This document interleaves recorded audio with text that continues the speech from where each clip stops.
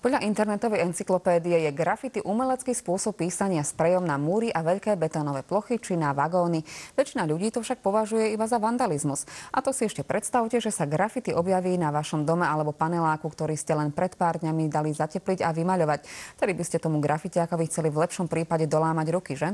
Otázne je, aký názor bude mať na to človek, ktorý sa grafity niekoľko rokov venuje. Máme ho v štúdiu, takže sa môžeme pýtať. Dobrý deň. Dobrý deň. Tých niekoľko rokov je 15 rokov a je to Miroslav Gajdoš. Teda 15 rokov sledujete aj reprezentujete slovenskú graffiti scénu.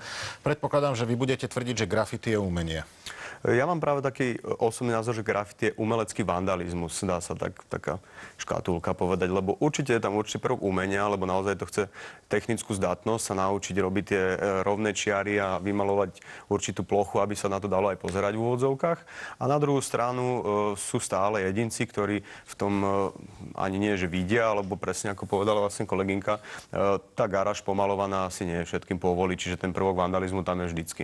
Existujú vôbec hranice, na ktoré normálny grafitiak nesiahne? Kde nebude maľovať? Áno, sú určité tzv. Nepísané pravidlá vlastne grafity, ktoré sú bežné na celom svete, ale treba si v prvom rade uvedomiť, že grafity ako všetko, ako samotný život je individuálny, takže čo je pre jedného je tabu, tak to pre druhého nemusí byť a naopak.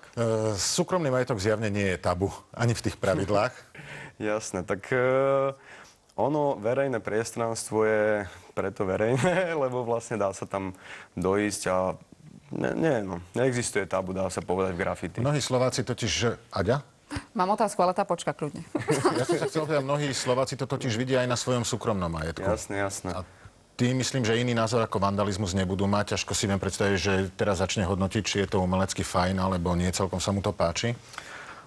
Tak čo dodať? No viac menej...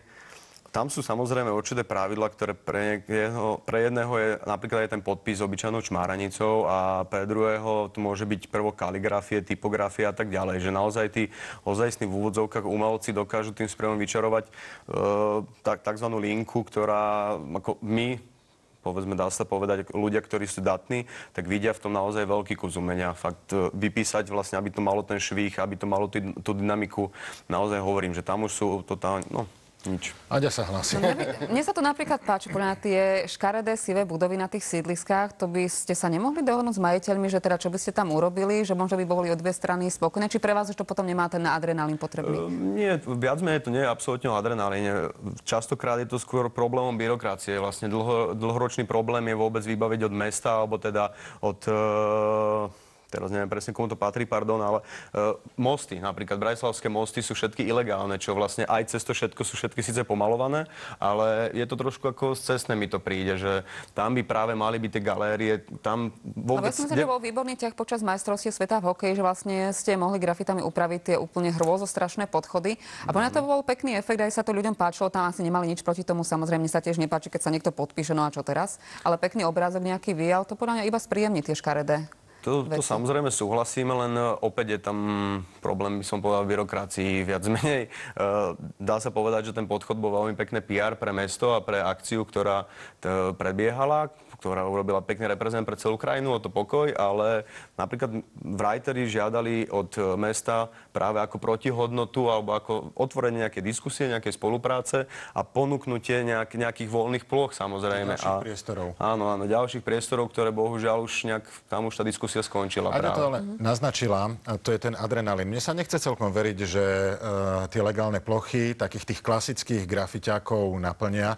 Potom asi ťažko by striekali na vagóny, kde to je o pár minútach možno. Jasné.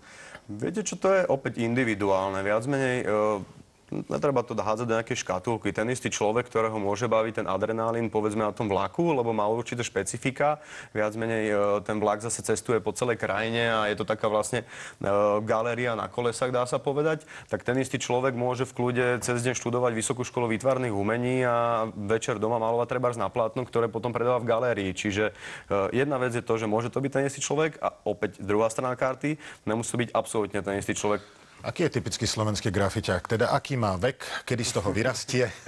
Tak ja dúfam, že nevyrastie nikdy. Viac menej tradičný grafiťák, alebo respektíve samozrejme začína to s tým ako mladý človek, to znamená niekde na prelome trebárs základnej školy a strednej školy, kedy každý popri v úvodzovkách nudnej hodine tematike si proste kreslí do svojho zošita. Čiže môžeme dátovať to trebárs na 15. rok až trebárs 30. rok alebo 35. rok. Sú medzi grafiťákmi, alebo neviem, ako ich nazvať, umelcami z ulice aj ľudia s akademickým vzdelaním? Samozrejme, dokonca... Aj s výtvarným akademickým vzdelaním? Drvivá väčšina. Teda sú ľudia, ktorí normálne malujú v ateliéroch a potom večer vybehnú s kuklou na hlave pomalovať električku? Je to komické, ale ako opakujem, sú ľudia, ktorí majú akademické pozadie, sú ľudia, ktorí bežne podnikajú, či už v tom segmente alebo v inom, jednoducho sú absolútne a priori slušnými občanmi, ale večer môžu mať takéto hobby a zároveň cez toto Takže hobby... keď večer zmizne manžel, netreba za tým nič hľadať, možno iba išiel postrikať nejaký vlak. Tak, Skoro doktor Jekyll, Mr. Hyde. Je to tak, ako zase... Čo je málo napríklad reprezentované, a to si treba uvedomiť, že aj cez to ilegálne grafity dokážu tí ľudia slovenskí, alebo teda tí konkrétni jedinci urobiť veľký reprezent pre samotnú krajinu. Napríklad sú chalani, neviem, poviem napríklad dve mená za všetko, Daor a Senior, ktorí naozaj sú celosvetovo globálne známi v úvodzovkách umelci, aj keď vlastne iba malujú po vagónoch. Ale naozaj, že... Možno malujú na správne medzinárodné vlaky. Malujú... Transportujú svoje umenie. To je ťažko, jasné. Oni malujú aj doma, aj v zahraničí, to je ako na dlhšiu diskusiu samozrejme, ale netreba práve vždycky to škatulkovať iba do toho, že je vandál iba kvôli tomu v úvodzovkách, že pomaluje ten vlak. Že naozaj aj cesto, keď pomaluje zakázanú vec, tak dokáže cesto si vybudovať určitý rešpekt zahraničí, alebo respektíve, poviem to teraz, vlastne na margo politiky jednoducho urobí väčší reprezent pre tú krajinu, jak politik.